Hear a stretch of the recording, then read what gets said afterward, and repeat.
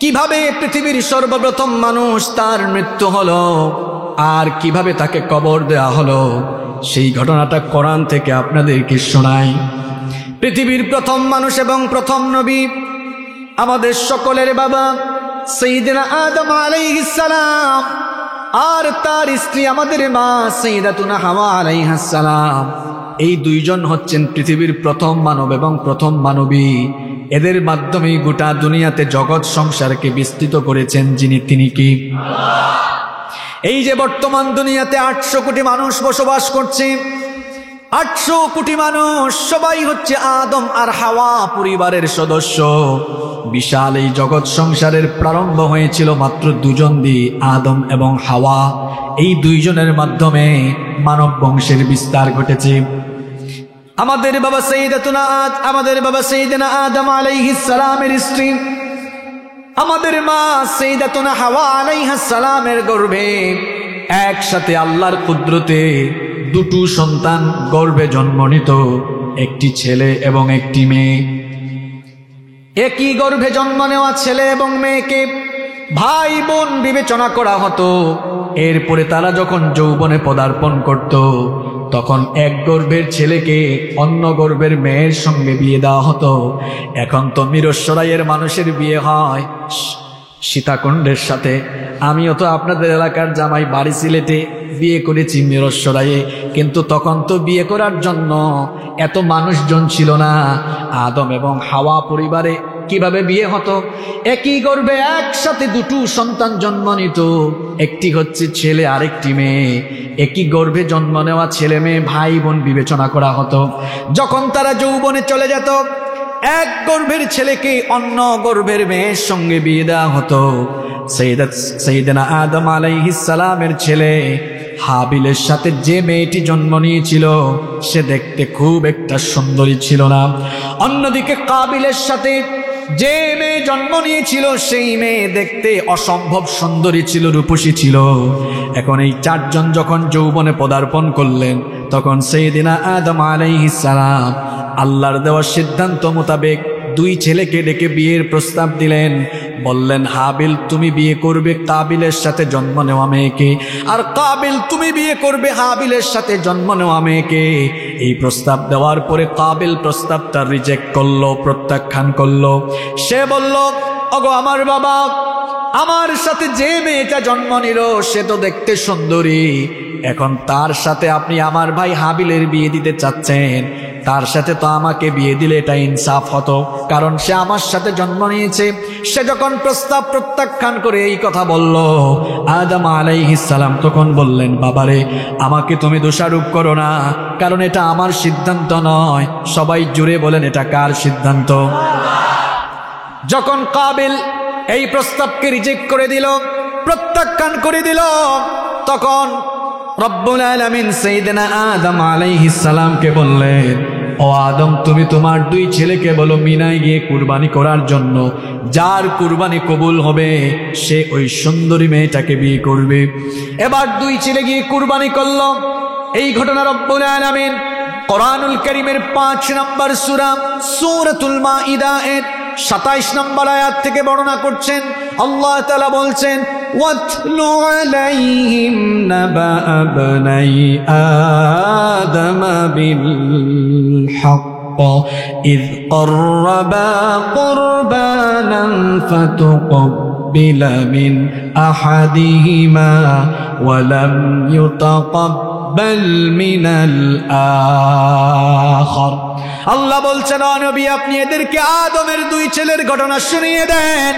যখন দুই ছেলে কুরবানি করলো, আর শোনেন, এটাই ছিল মানব ইতিহাসের সর্বপ্রথম কুরবানির ঘটনা। এর আগে পৃথিবীতে কোনো মানুষ আর কুরবানি করে নাই। দুই ছেলে যখন কুরবানি করলেন, আদম আলাইহিস সালামের ছেলে হাবিল তখন পশুপালন করতেন। তিনি তার পশুর পাল থেকে একটা উৎকৃষ্ট পশু আল্লাহর রাস্তায় কুরবানি করলেন। আর কাবিল তখন কৃষিকাজ করতেন। তিনি তার কৃষিজাত পণ্য থেকে কিছু কৃষিজাত পণ্য তিনি কুরবানি করে দিলেন। সেই সময় আদম নবীর শরীয়তে সিস্টেম ছিল, কুরবানি করার পরে কুরবানির বস্তুগুলো খোলা আকাশের নিচে রেখে দেওয়া হতো। যার কুরবানি কবুল হতো আকাশ থেকে অগ্নিস্ফুলিঙ্গ এসে সেই কুরবানিকে জ্বালিয়ে ভস্ম করে দিত। দুই ভাই যখন কুরবানি করে তাদের কুরবানিগুলো খোলা আকাশের নিচে রেখে দিল, আসমান থেকে অগ্নিস্ফুলিঙ্গ এসে হাবিলের কুরবানি জ্বালিয়ে দিল, কাবিলের কুরবানি ভস্ম করলো না। কাবিল তখন বুঝলো তার কুরবানি কবুল হয় নাই, তার ভাই হাবিলের কুরবানি কবুল হয়ে গিয়েছে। সে এবার মনে মনে ভাবলো তাহলে তো ওই সুন্দরী মেয়েটাকে বিয়ে করা আমার দ্বারা আর সম্ভব হবে না। সে রাগান্বিত হয়ে গেল। রাগান্বিত হয়ে সে তার ভাইকে বলেছিল, আল্লাহ তার কথা কোরআনে তুলে দিয়েছেন। সে বলেছিল ক্বালা লা আকতুলান্নাকা ক্বালা ইন্নামা ইয়াতাকাব্বালুল্লাহু মিনাল মুত্তাকিন। ছিল হে আমার ভাই শোনো, লা আকতুলান্নাক আই উইল কিল ইউ, আমি তোমাকে হত্যা করব, আমি তোমাকে মেরে ফেলব। এই কথা যখন কাবিল বলল, হাবিল তখন প্রত্যুত্তরে বলেছিল, সে বলেছিল ক্বালা ইন্নামা ইয়াতাকাব্বালুল্লাহু মিনাল মুত্তাকিন। হাবিল তখন বলেছিল, আমার ভাই কাবিল শোনো, কুরবানি শুধু করলেই হয় না, কুরবানির পেছনে যদি তাকওয়া না থাকে সেটা কবুল হয় না। নিশ্চয়ই আল্লাহ তাআলা মুত্তাকিদের কুরবানি কবুল করেন। এখন আমার কুরবানি কবুল হয়েছে বলে তুমি যদি আমাকে মেরে ফেলতে চাও, আমার ভাই তুমি শোনো, লা ইন বাসাত্তা ইলাইয়া ইয়াদাকা লিতাকতুলানি মা আনা বিবাসিতিন ইয়াদিয়া ইলাইকা লিআকতুলাক ইন্নী আখাফুল্লাহ রাব্বাল আলামিন। সে তখন বলেছিল, আমার ভাই শোনো, তুমি আমাকে হত্যা করার জন্য তোমার হাত যদি বাড়িয়ে দাও, আমি তোমাকে মারার জন্য আমার হাত বাড়াবো না, কারণ আমি যাকে ভয় করি বিশ্বজাহানের প্রতিপালক। গলার আওয়াজ বড় করে বলেন তিনি কে? কাবিল তার নফসের ধোঁকায় পড়ে তার আপন ভাইকে সে মেরে ফেলল। আপন ভাইকে খুন করার পর, হত্যা করার পর তার ভাইয়ের লাশটা সে কি করবে কিছুই সে বুঝতেছিল না। কারণ এর আগে পৃথিবীতে কোনো মানুষ আর মারা যায় নাই, কোনো মানুষের মরণ হয় নাই। এটাই ছিল দুনিয়ার প্রথম মানুষের মৃত্যু। কাবিল তার ভাই হাবিলের লাশটা কি করবে কিছুই সে বুঝতেছিল না। লাশটা দীর্ঘদিন পড়ে রইল। তার ভাইয়ের লাশটাকে সে কি করবে, কিভাবে দাফন করতে হয় তখন তো সে জানতো না। তার ভাইয়ের লাশটাকে কি করা দরকার সে এটা বুঝে না। অবশেষে রব্বুল আলামিন তার ভাইকে কেমনে সে দাফন করবে আল্লাহ একটা সিস্টেম দেখায় দিলেন। আল্লাহ তাআলা বলছেন, ফাবাআসাল্লাহু গুরাবান ইয়াবহাসু ফিল আরদি লিয়ুরিয়াহু কাইফা ইউওয়ারি সাওআতা আখি। রব্বুল আলামিন আসমান, রব্বুল আলামিন বাবার দুইটা কাক পাঠালেন। আপনারা কাক বলেন না কাউয়া বলেন? দুইটা কাউয়া অর্থাৎ দুইটা কাক পাঠালেন। একটা কাক আরেকটা কাককে মেরে ফেললো। আল্লাহ বলছেন, ফাবাআসাল্লাহু গুরাবান, দুটো কাক আমি প্রেরণ করলাম। দুটো কাক প্রেরণ করার পরে একটা কাক আরেকটা কাককে মেরে ফেললো। একটা কাক আরেকটা কাককে মারার পরে এবার জীবিত কাকটা তার ঠোঁট দিয়ে মাটি খুঁড়া আরম্ভ করলো। মাটি খুঁড়ে খুঁড়ে গর্ত খনন করে এবার মৃত কাকটাকে জীবিত কাক ওই গর্তের ভেতরে ঢুকাইয়া দিল। এই দৃশ্য যখন কাবিল দেখলো সে বলল, হায় রে হায়, আমার চাইতে তো একটা কাউয়া অনেক ভালো, একটা কাক অনেক ভালো। কারণ একটা কাক আরেকটা কাককে মারার পরে কি করতে হয় সেটা সে জানে, কিন্তু আমি মানুষ হয়েও আমার ভাই, আমি মানুষ হয়েও আমার ভাইকে নিজের হাতে মেরে ফেললাম। তারপরে লাশটাকে কি করতে হয় আমি জানি না। এই দৃশ্য দেখে সেও মাটি খনন করলো, কবর খনন করে সেও তার ভাইকে কবর দিল। এই হচ্ছে পৃথিবীর ইতিহাসের সর্বপ্রথম কবরের ঘটনা। আর এই কিচ্ছা, এই ঘটনা যিনি কোরআনে আমাদের জন্য বিশুদ্ধভাবে বর্ণনা করলেন, গলার আওয়াজ বড় করে বলেন তিনি কে? সেই যে কবর দেওয়ার পদ্ধতি চালু হলো, এখনো সেই কবরের কথা চালু আছে। এই কবর আমার ঠিকানা, এই কবর হলো আপনারও ঠিকানা। এই কবরে যাওয়ার পরে থাকতে হবে কতদিন? কিয়ামত হবে না যতদিন। কিয়ামত হবে না? আপনাদের কষ্ট হচ্ছে? এই কবরে যাবেন, যাওয়ার পরে থাকবেন কতদিন? কিয়ামত হবে না? এই কথা রব্বুল আলামিন কোরআনুল কারীমের 80 নম্বর সূরা আবাসা এর 17 নম্বর আয়াত থেকে বলছেন, قتل الإنسان ما أكفره من أي شيء خلقه من نطفة خلقه فقدره ثم السبيل يسره ثم أماته فأقبره ثم إذا شاء أنشره আল্লাহ বলছেন মানুষের জন্য ধ্বংস সে কতই না অকৃতজ্ঞ, সে চিন্তা করে না কোথা থেকে তাকে সৃষ্টি করা হলো। আল্লাহ বলছেন তুমি চিন্তা করে দেখো, এক ফোঁটা স্পাম থেকে, এক ফোঁটা নাপাক পানি থেকে আমি তোমাকে বানানো আরম্ভ করেছি। দুনিয়াতে এসে মানুষ টাকার গরম দেখায়, ক্ষমতার গরম দেখায়, কিসের এত অহংকার, কিসের এত বাহাদুরি। আমি আপনি তো মানুষ, আমাদের জন্ম হয়েছে এমন এক ফোঁটা নাপাক পানি থেকে, যে নাপাক পানি ফোঁটা বের হয়ে গেলে মানুষের উপরে গোসল ফরজ হয়ে যায়। আল্লাহ বলছেন তুমি কিসের এত অহংকার করো, কিসের এত গর্ব করো? এক ফোঁটা নাপাক পানি থেকে আমি আল্লাহ তোমাকে বানানো আরম্ভ করে তোমার মায়ের পেটের ভেতরে আমি সুন্দর করে স্টেপ বাই স্টেপ তোমাকে বানালাম। অন্য আয়াতগুলোতে আল্লাহ সুন্দর করে বর্ণনা দিয়েছেন। আল্লাহ বলছেন ওয়ালাকাদ খালাকনাল ইনসানা মিন সুলালাতিন মিন তিন। সূরা মুমিনুনে আল্লাহ বলেছেন অবশ্যই মানুষকে আমি মাটির নির্যাস থেকে বানিয়েছি। সুম্মা খালাকনান নুতফাতা আলাকাতান ফাখালাকনাল আলাকাতা মুদগাতান ফাখালাকনাল মুদগাতা ইদামা ফাকাসাউনাল ইদামা লাহমা। আল্লাহ বলছেন পুরুষের এক ফোঁটা স্পাম আর মহিলাদের অভাব, এই দুটোকে একত্রিত করে মিশ্রিত বীর্য থেকে তোমাদেরকে বানিয়েছি। মানুষের নামে একটা সূরা কোরআনে আছে, সূরার নাম হলো সূরা ইনসান। ওই সূরায় আল্লাহ বলেছেন ইন্না খলাকনাকুম মিন নুতফাতিন আমশাজ, আমি তোমাদেরকে স্পাম আর অভাব এই দুটোর মিলনে তোমাদেরকে বানিয়েছি। ওই নাপাক পানি ফুটাকে আল্লাহ সূরা মুমিনুনে বলছেন ফি করারিম মাকিন, তোমার মায়ের জরায়ুর ভেতরে সুরক্ষিত একটা জায়গায় রেখে দিলাম। এরপরে সেই নাপাক পানি ফুটাকে আমি জমাট বাঁধা রক্তে পরিণত করলাম। এরপরে সেই জমাট বাঁধা রক্তকে গোশতপিণ্ড বানালাম।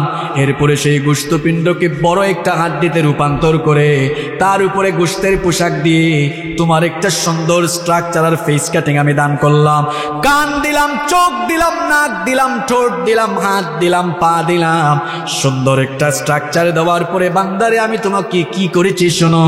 আল্লাহ সূরা হজের ৫ নম্বর আয়াতের মাঝখানের অংশে বলছেন, আল্লাহ বলছেন সুন্দর একটা ফেস কাটিং, একটা স্ট্রাকচার অবয়ব দিয়ে কি করেছি শোনো। আল্লাহ বলছেন ওয়ানুকিরু ফিল আরহামি মা নাশাউ ইলা আজালিম মুসাম্মা। আল্লাহ বলছেন তোমার মায়ের পেটের ভিতরে একটা নির্দিষ্ট সময় পর্যন্ত আমি তোমাকে রেখে দিলাম। সুম্মা নুখরিজুকুম তিফলা, এরপরে ছোট্ট একটা বাচ্চার আকারে তোমার মায়ের পেটের ভেতর থেকে 10 মাস পরে 9 মাস পরে বের করে দুনিয়ার আলো বাতাস যিনি দেখালেন তিনি কি? আল্লাহ বলছেন এই যে দুনিয়াতে চলে এসেছো বান্দা, এখানে চিরকাল তুমি থাকবা না। আল্লাহ বলছেন সুম্মা ইন্নাকুম বাদা যালিকা লামাইতুন, এরপরে তোমাদের মৌত হবে। আর সূরা আবাসার মধ্যে আল্লাহ বলেছেন সুম্মা আমাতাহু ফাআকবারা, তোমরা মরে যাবে, এরপরে তোমরা কবরে চলে যাবে। কবরে যাওয়ার পরে কতদিন তোমরা থাকবে? সূরা আবাসার 22 নম্বর আয়াতে আল্লাহ বলেছেন সুম্মা ইযা শাআ আনশারা, আল্লাহ তাআলা যখন চাইবেন কিয়ামতের ঘটনা ঘটাবেন। এই কিয়ামতের ঘটনা যখন ঘটবে তখন কবর থেকে মানুষগুলোকে যিনি উঠাবেন তিনি কে? আরো জোরে বলেন তিনি কে? অন্য সূরার অন্য আয়াতে আল্লাহ বলেছেন, সূরা আদিয়াতে আল্লাহ বলেছেন আফালা ইয়ালামু ইযা বু'থিরা মা ফিল কুবুর, মানুষ কি ওই সময়টার কথা জানে না যখন তাকে কবর থেকে উঠানো হবে? একদিন মানুষকে কবর থেকে উঠানো হবে, এই কবরে কিন্তু মানুষ চিরকাল থাকবে না। একদিন কিয়ামতের ঘটনা ঘটবে, বিভৎস সেই ঘটনা ঘটবে। তবে কোন বছরের কোন মাসের কোন তারিখে কিয়ামত হবে এটা আমরা জানি না। যিনি জানেন সবাই বলেন তিনি কে? নবী যখন কিয়ামতের কথা বলতেন তখন কাফির মুশরিকরা বলতো তুমি যে কিয়ামতের কথা আমাদেরকে বলো, ওই কিয়ামত কখন হবে? আল্লাহ তাআলা তাদের কথা কোরআনে কারিমে তুলে দিয়েছেন। আল্লাহ বলছেন ইয়াসআলুকান নাসু আনিস সাআব, ও নবী ওই কাফির মুশরিকগুলো আপনাকে কিয়ামতের কথা জিজ্ঞেস করে, তারা বলে এই কিয়ামতের মহাপ্রলয়ঙ্কারী ঘটনা কখন ঘটবে? আপনি তাদেরকে জবাব দেন কুল ইন্নামা ইলমুহা ইনদাল্লাহ, আপনি তাদেরকে বলে দেন কিয়ামতের সেই মহাপ্রলয়ঙ্কারী ঘটনা কখন ঘটবে একজন ছাড়া আর কেউ জানে না। বলেন তিনি কে? কিয়ামতের ঘটনার উদ্বোধন করার জন্য রব্বুল আলামিন বিশেষ একজন ফেরেশতা বানিয়েছেন। ওই ফেরেশতার নাম হচ্ছে ইসরাফিল। সেই ফেরেশতাকে বানানোর পর থেকে সেই ফেরেশতা তার মুখের সামনে শিঙ্গা নিয়ে বসে আছেন আর কান পেতে আছেন। কখন আল্লাহ তাকে আদেশ করেন, যখনই আল্লাহ তাকে আদেশ করবেন সঙ্গে সঙ্গে তিনি শিঙ্গায় ফু মারবেন। আর আল্লাহর হুকুমের পরে ইসরাফিল আলাইহিস সালাম শিঙ্গায় মুঠ ফু মারবেন দুইবার। আমার কথা বুঝে থাকলে সবাই বলেন তিনি আল্লাহর আদেশে শিঙ্গায় ফু মারবেন কয়বার? প্রথমবার তিনি আল্লাহর আদেশে যখন ফু মারবেন অবস্থা তখন কি হবে রব্বুল আলামিন কোরআনুল কারীমে সেটা সুন্দর করে বর্ণনা করছেন। আল্লাহ তাআলা বলছেন ওয়া নুফিখা ফিস-সূরি ফাইদা হুম মিনাল আজদাথি ইলা রাব্বিহিম ইয়ানসিলুন। আল্লাহ তাআলা বলছেন, রব্বুল আলামিন বলছেন যখন প্রথমবার সিংহায় ফু দেওয়া হবে, রব্বুল আলামিন বলছেন প্রথমবার সিংহায় ফু দেওয়ার পরে কি হবে শোনো। আল্লাহ তাআলা বড় চমৎকার করে কোরআনুল কারীমে সেই কথা বর্ণনা করছেন। আল্লাহ বলছেন ওয়া নুফিখা ফিস-সূর ফাইদা নুফিখা ফিস-সূরি নাফখাতুন ওয়াহিদা। আল্লাহ বলছেন একবার যখন সিংহায় ফু দেওয়া হবে তখন অবস্থা এমন হবে, প্রথম সিংহার ফুৎকারের পরে তখন যারা জীবিত থাকবে সিংহার বিকট আওয়াজে মানুষের কানের পর্দা ফেটে গিয়ে সব মানুষগুলো তখন মারা যাবে। মারা যাওয়ার পরে আমাদের মাথার উপরের আসমান আর পায়ের তলার জমিন এগুলো উলট পালট হয়ে যাবে, লন্ড ভন্ড চূর্ণ বিচূর্ণ হয়ে যাবে। কেমনে এগুলো চূর্ণ বিচূর্ণ হবে আল্লাহ কোরআনের মধ্যে বর্ণনা দিয়েছেন। সূরা ইনফিতার, সূরা ইনশিকাক, সূরা তাকবীর আপনারা পড়বেন, সেখানে আল্লাহ কত সুন্দর করে বলেছেন আসমানগুলো ধ্বংস, আসমান ধ্বংস হয়ে যাবে, সূর্য তার আলো হারিয়ে ফেলবে, চাঁদ নক্ষত্রগুলো খসে খসে পড়ে যাবে, আর এই জমিনটাকে এমন ভয়াবহ ভাবে কাঁপিয়ে দেওয়া হবে। আল্লাহ বলছেন এমন ভাবে জমিনটাকে কাঁপানো হবে ওয়া হুমিলাতিল আরদু ওয়াল জিবালু ফাদুক্কাতা দাক্কাতান ওয়াহিদা, পাহাড় সুদ্ধা জমিনটাকে উপরে তুলে একটা আছাড় দিয়ে লন্ডভন্ড করে দেওয়া হবে। এই জমিনের উপরে ঘর বাড়ি বিল্ডিং প্রাসাদ অট্টালিকা টাওয়ার উঁচু উঁচু ভবন সবগুলো নিমিষেই শেষ হয়ে যাবে। জমিনের উপরে যে বিশাল বিশাল পাহাড় আপনারা দেখেন, এই পাহাড়গুলোর অবস্থা কি হবে আল্লাহ সূরা মুজাম্মিলের মধ্যে বলেছেন ইয়াউমা তুরজুফুল আরদু ওয়াল জিবালু ওয়া কানাতিল জিবালু কাসীবাম মাগীলা। আল্লাহ বলছেন পাহাড় সুদ্ধা জমিনটাকে এমন ভাবে প্রকম্পিত করে দেওয়া হবে পাহাড়গুলো বালুর মতো উড়ে যাবে। অন্য আয়াতে আল্লাহ বলেছেন ওয়া তাকুনুল জিবালু কাল ইহনিল মানফুশ, পাহাড়গুলো ধুনা তুলার মতো উড়ে যাবে, কিচ্ছু থাকবে না। আল্লাহ তাআলা বলছেন কিচ্ছু থাকবে না, কুল্লু মান আলাইহা ফান, সবকিছু ফান হয়ে যাবে, ক্ষয় হয়ে যাবে, লয় হয়ে যাবে, ধ্বংস হয়ে যাবে। ওয়ায়াবকা ওয়াজহু রাব্বিকা যুল জালালি ওয়াল ইকরাম, কেবলমাত্র একজন মহামহিয়ান সত্য অবশিষ্ট থাকবেন। গলার আওয়াজ বড় করে বলেন তিনি কে? সব যখন শেষ, সবকিছু যখন ধ্বংস হয়ে যাবে আল্লাহ তখন বলবেন ইয়া দুনিয়া, হে দুনিয়া, আইনা ইমারুকি, তোর বুকের উপরে থাকা বিশাল বিশাল বিল্ডিং আর ঘর বাড়ি প্রাসাদ গুলো কোথায়? আল্লাহ বলবেন আইনা আশজারুকি, হে দুনিয়া, তোর বুকের উপরে থাকা গাছপালা গুলো কোথায়? আইনা আনহারুকি, তোর বুকের উপরে প্রবাহমান থাকা নদ নদীগুলো কোথায়? আইনাল জব্বারিন, হে দুনিয়া, তোর বুকের উপরে থাকা প্রতাপশালী ক্ষমতাধর ব্যক্তিরা কোথায়, যারা ক্ষমতার বড়াই করত? আল্লাহ বলবেন হে দুনিয়া, তোর বুকের উপরে দম্ভ আর অহংকার করে বিচরণ করা দাম্ভিকার অহংকারী গুলো কোথায়? আল্লাহ বলবেন হে দুনিয়া, তোর বুকের উপরে মানুষের উপরে জুলুম করা জালিম গুলো কোথায়? আল্লাহ বলবেন লিমানিল মুলকুল ইয়াউম, আজকে ক্ষমতা কার? আপনারা তো জবাব দিয়েছেন, কিন্তু জবাব দেওয়ার জন্য তখন আপনারা থাকবেন না, কারণ সব কিছু তখন ধ্বংস হয়ে যাবে। আল্লাহ একা প্রশ্ন করে আল্লাহ আবার জবাব দিবেন। আল্লাহ তাআলা বলবেন লিল্লাহিল ওয়াহিদিল কাহ্হার, আজ ক্ষমতা একজনের, তিনি কে? আরো জোরে বলেন, তিনি কে? তাহলে বোঝা গেল এই দুনিয়ার সব ফুটানি আমাদের একদিন শেষ হয়ে, ইসরাফিল আলাইহিস সালামের সিংহার প্রথম ফুৎকারের পরে এই অবস্থা হবে, সব ধ্বংস হয়ে যাবে। এরপরে আল্লাহ বলবেন, ও ইসরাফিল, তুমি দ্বিতীয়বার তোমার সিংহায় ফুৎকার দিয়ে তোমার দায়িত্ব তুমি কমপ্লিট করো। এবার ইসরাফিল আলাইহিস সালাম দ্বিতীয়বার সিংহায় ফু মারবেন। দ্বিতীয়বার সিংহায় ফু মারার পরে মানুষগুলো কবর থেকে উঠবে। কবর থেকে উঠে মানুষগুলো তখন বলবে, আল্লাহ সূরা ইয়াসিনের মধ্যে বলছেন, কবর থেকে উঠে মানুষগুলো বলবে, ক্বালু ইয়া ওয়াইলানা মান বা'আসানা মিন মারকাদিনা। মানুষ বলবে, হায় দুর্ভোগ, কে আমাদেরকে কবরের ঘুম থেকে ভাঙালো, কে কবর থেকে উঠাইয়া দিল? আওয়াজ আসবে, হাদা মা ওয়াদার রহমান, এটা হলো রহমানের ওয়াদা করা দিন। রহমান ওয়াদা করেছিলেন কিয়ামতের ঘটনা একদিন ঘটবে, আজকে রহমানের ওয়াদা বাস্তবে রূপায়িত হচ্ছে। তাহলে ইসরাফিল আলাইহিস সালাম সিংহায় ফুৎকার দিবেন না যতক্ষণ মানুষ কবরের মধ্যে থাকবে ততক্ষণ। আমাদের সামনে কি? জোরে বলেন, সামনে কি? এই কবরে থাকবেন কতদিন? কিয়ামত হবে না? শোনেন, এই কবরকে আবার কোরআনে বলা হয়েছে আলমে বারজাখ। কবরকে আবার বলা হয়েছে বারজাখ। জোরে বলেন তো, কবরকে কোরআনে কি বলা হয়েছে? বারজাখও বলা হয়েছে। বারজাখ ইটস অ্যান আরবিক ওয়ার্ড, এটা আরবি শব্দ। এর বাংলা অর্থ হলো পর্দা, বেড়া। বেড়া বুঝেন আপনারা? আড়াল, জবনিকা, অন্তরায়।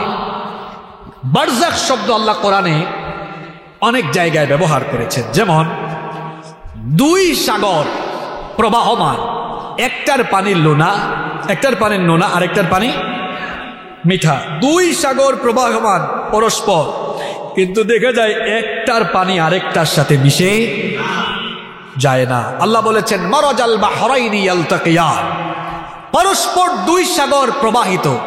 বাতাস যেমন বাতাসের সাথে মিশে যায়, পানিও পানির সাথে মিশে যায়, কিন্তু পানি পানির সাথে বাতাস যেভাবে বাতাসের সাথে মিশে যায়, পানিও তো পানির সাথে মিশে যাওয়ার কথা। কিন্তু দুই সাগর প্রবাহমান আছে, পরস্পর বিপরীত ধর্মী, নোনা এবং মিঠা, কিন্তু একটার পানি আরেকটার সাথে মিশে না কেন? মেরিন সায়েন্স নিয়ে যারা, সমুদ্র বিজ্ঞান নিয়ে যারা পড়াশোনা করেছে বা সমুদ্রে যারা সফর করেছে, তারা এই দৃশ্যগুলো দেখেছে যে দুই জাতের পানি এক জায়গাতে মিলিত হয়েছে, কিন্তু একটার স্বাদ আরেকটাতে যায় না। কেন যায় না? আল্লাহ বলছেন, বাইনাহুমা বারজাখ, আমি দুই সাগরের মাঝখানে একটা পর্দা দিয়েছি, এটা অদৃশ্য পর্দা, তোমরা খালি চোখে দেখো না। লা ইয়াবগিয়ান, এই পর্দার কারণে একটার পানি আরেকটাতে মিশে যায় না। আল্লাহু আকবার। বারজাখ মানে হলো পর্দা। কবরের জীবনকে বারজাখ কেন বলা হয়? কারণ হচ্ছে এটা একটা পর্দার জগৎ, অদৃশ্য জগৎ। কিয়ামত আর দুনিয়ার জগতের মাঝখানের একটা সময়। ওই কবরকে বারজাখ এই জন্য বলা হয়েছে, এই যে পর্দার ওই পাশে কি হচ্ছে আমি জানি না, আপনারাও জানেন না, এটাকে বারজাখ বলা হয়েছে এই জন্য, কবরের জগৎটা হলো দুনিয়ার মানুষের আড়ালের জগৎ। এখন আপনাদের হাতে একটা ফোন আছে, আপনারা সারা পৃথিবীর খবর নিতে পারবেন, কিন্তু আপনারা কেউ কি জানেন আপনাদের এলাকার কবরস্থানের প্রত্যেক কবরবাসীর কার কোন হালত, কার কোন অবস্থা? এই খবর কি আপনাদের কাছে আছে? কেউ জানেন না, কারণ এটা আমাদের আড়ালের জগৎ। এই জন্যই এই কবরকে কোরআনে বলা হয়েছে বারজাখ। জোরে বলেন, কবরকে কি বলা হয়েছে? এবার শুনেন, গবেষণালব্ধ কিছু কথা শুনেন। এই যে কবরকে বারজাখ বলা হলো, এবার প্রশ্ন হলো, এই বারজাখের মধ্যে বা কবরের মধ্যে এত লম্বা সময় মানুষ থাকবে কেন? কারণ কিয়ামত কোন দিন হবে আমরা জানি না, জানেন কি?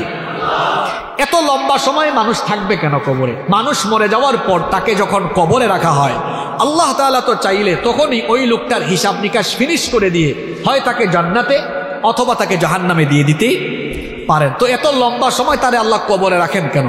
তার চূড়ান্ত বিচারের জন্য কেন তাকে কিয়ামত পর্যন্ত কবরে রাখা অপেক্ষা করাতে হবে? এটা একটা প্রশ্ন না? এর উত্তর হলো, দেখুন, যে লোকটাকে আমরা কবরে দিয়ে দিলাম, ওই লোকটা আল্লাহর যত হুকুম আহকাম অমান্য করেছে, আল্লাহ তাআলা তো সে কবরে যাওয়ার সাথে সাথেই ওই হিসাব নিকাশগুলো কমপ্লিট করে তার ব্যাপারে চূড়ান্ত রায় দিয়ে দিতে পারেন, কারণ সে আল্লাহর হুকুম আহকাম নষ্ট করেছে। কিন্তু একজন মানুষ তো পৃথিবীতে আল্লাহর হুকুম আহকাম নষ্ট করার অমান্য করার পাশাপাশি সে তো হাক্কুল ইবাদ, বান্দারও অনেক হক নষ্ট করে। যেমন একটু ক্ষমতা আছে তো মানুষের জায়গা জমি দখল করে খায়, আছে এরকম। এরপরে কি করে, খুব পাওয়ার, মানুষের নামে মিথ্যা মামলা দেয়, মানুষের উপর অন্যায় করে, জুলুম করে, প্রহসন করে, অবিচার করে, স্ত্রীর হক নষ্ট করে, মা বাপের হক নষ্ট করে। এখন যারে আপনি কবরে রেখে দিয়েছেন সেই ব্যক্তিটা, যে সকল ব্যক্তি বা মানুষের হক নষ্ট করেছে তারা তো পৃথিবীতে জীবিতও থাকতে পারে। একজন বিচারক যখন বিচার করেন, বিচার করার সময় তিনি বাদী এবং বিবাদীকে উপস্থিত রেখে তারপরে বিচার করেন। এখন যে লোকটা মারা গেল সে যদি বাদী হয় তো বিবাদীরা তো এখনো দুনিয়াতে আছে। সুতরাং সুন্দরভাবে ফয়সালার জন্য, সুবিচারের জন্য এমন একটা উপযুক্ত সময় আর উপযুক্ত স্থান দরকার, যে উপযুক্ত সময়ে সবাইকে একত্রিত করা যাবে এবং ওই উপযুক্ত স্থানে সবাইকে হাজিরও করা যাবে। এই জন্য আল্লাহ তাআলা সকল মানুষ, পৃথিবীর শেষ মানুষ পর্যন্ত সকল মানুষের মৃত্যু এবং কিয়ামতের ঘটনা পর্যন্ত মানুষগুলোকে কবরে রেখেছেন এই কারণে, যাতে করে হাসরের মাঠে আল্লাহর হক, বান্দার হক, দুইটার হিসাব নিকাশ সুন্দরভাবে কমপ্লিট করে সুবিচারের ভিত্তিতে আল্লাহ যেন ফয়সালা করতে পারেন। এই জন্য কবরে একটা লম্বা সময় অবস্থান মানুষকে করতে হবে। তাহলে কথা বুঝতে পেরেছেন? মানুষের হক নষ্ট করে যারা গিয়েছেন, খবরদার, অবস্থা কিন্তু ভয়াবহ হবে যাবে।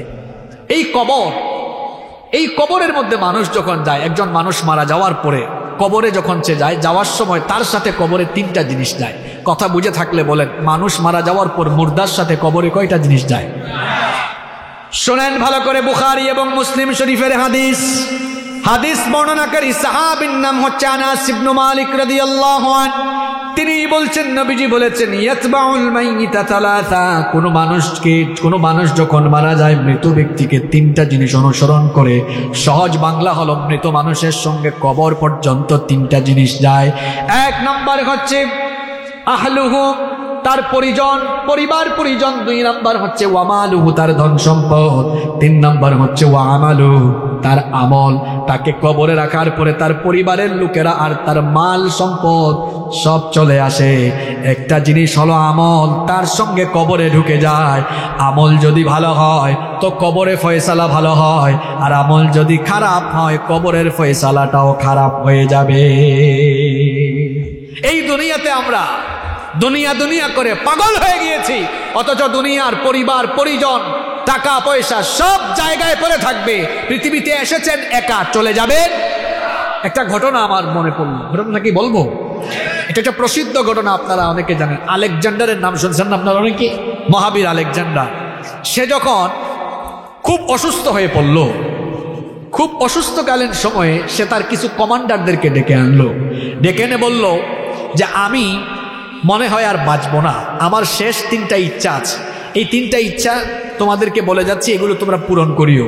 তারা বলল, কি আপনার সেই তিনটা ইচ্ছা? সে তখন বলল, আমার এক নম্বর ইচ্ছা হলো আমি মারা যাওয়ার পরে আমার কফিন, আমার খাটিয়া ডাক্তারদেরকে দিয়া, চিকিৎসকদেরকে দিয়া বহন করাবা। দুই নম্বর ইচ্ছা হলো আমি মারা যাওয়ার পরে আমার অর্জিত সকল ধন সম্পদ, বিশেষ করে সোনা রূপা, হীরা জহরত, মণিমুক্তা, এগুলো রাস্তায় বিছায় দিবা, আর ওই রাস্তা দিয়ে আমার কফিন বহন করে চিকিৎসকরা নিয়ে যাবে। আমার তিন নম্বর ইচ্ছা হলো আমার দেহটাকে, মরদেহকে যখন কফিনে রেখে দিবা, দুই হাত দুই দিকে রেখে দিবা। এক কমান্ডার প্রশ্ন করলো যে, স্যার, আপনার এই বিস্ময়কর তিনটা শেষ ইচ্ছার কারণ কি? এগুলোর কারণ আমাদেরকে বলেন। তখন আলেকজান্ডার বলেছিল যে, আমার প্রথম ইচ্ছা আমি যে বলেছি যে আমি মারা যাওয়ার পরে আমার কফিন চিকিৎসকরা বহন করবে, আমি পৃথিবীর মানুষের কাছে একটা শিক্ষা রেখে যেতে চাই।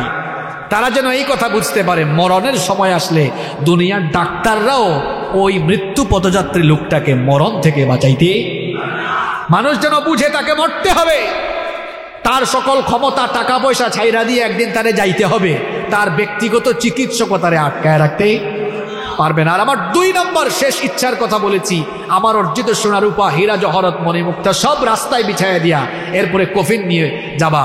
এই কারণে বলেছি পৃথিবীর মানুষরা যেন আমার মরার পরের এই দৃশ্য দেখে তারা যেন একটু বিবেকবান হয় যে আমি আলেকজান্ডারের এত ধন সম্পদ, এত স্বর্ণ, এত রূপা, এত হীরা জহরত মণিমুক্তা আমি যাওয়ার বেলা কিচ্ছু নিয়ে যাইতে পারি না, সব কিছু পৃথিবীতে রেখে যাচ্ছে, এটা যেন তারা মাথায় ঢুকায়।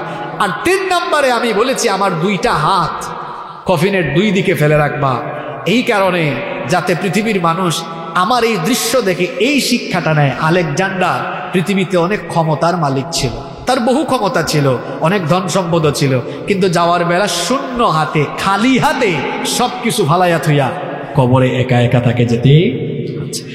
এই অবস্থা আমার হবে, এই অবস্থা আপনার হবে, সবকিছু একদিন ছেড়ে দিয়ে আমাদেরকে কবরে চলে যেতে। আপনার বাড়ির জায়গায়, গাড়ির জায়গায়, ক্ষমতার জায়গায়, পরিবার পরিজন, বিবি বাচ্চা সবকিছু রেখে আপনাকে একদিন কবরে চলে যেতে। এই কবর আপনাদেরকে কষ্ট হচ্ছে? আপনাদেরকে মাত্র লাইনে তুলছি, এখন 20 মিনিটের মতো আমি কথা বলবো, সবগুলো কথা আপনার জীবন পরিবর্তনের জন্য। আপনাদের মনোযোগ আছে তো? আছে তো? এই কবর এটা হলো আখিরাতের প্রথম ঘাঁটি, প্রথম ধাপ।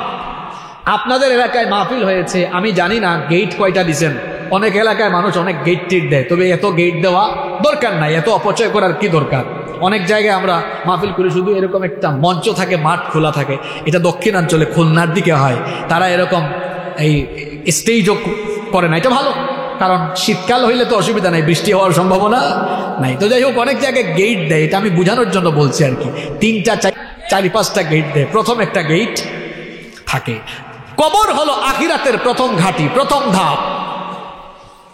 নবীজির মেয়ের জামাই প্রিয় সাহাবী উসমান বিন আফফান রাদিয়াল্লাহু আনহু, তিনি যখন কোনো কবরের কাছে যেতেন, কাঁদতে কাঁদতে কাঁদতে কাঁদতে অস্থির হয়ে যেতেন, তার দাড়ি মোবারক ভিজে যেত।